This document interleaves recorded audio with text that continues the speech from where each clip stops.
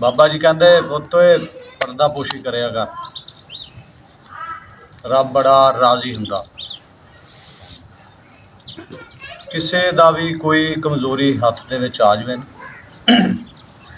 हमेशा पर्दा पाना चाहिए। अल्लाह ताला की ज़ात राजी हुंदी है।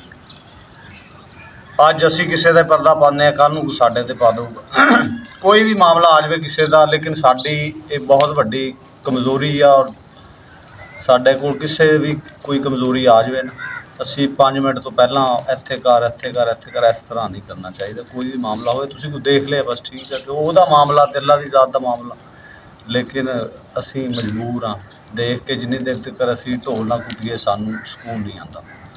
इस तरह नहीं करना चाहिए। अगर असी किसी का पर्दा रखांगे तो अल्लाह ताला की ज़ात साडा किते रख दो। हमेशा ही जो भी होवे मामला तुसीं देख लिया, बस देख लिया तो खत्म होया, गल मुक, उन्होंने बार बार दोहराईदा नहीं।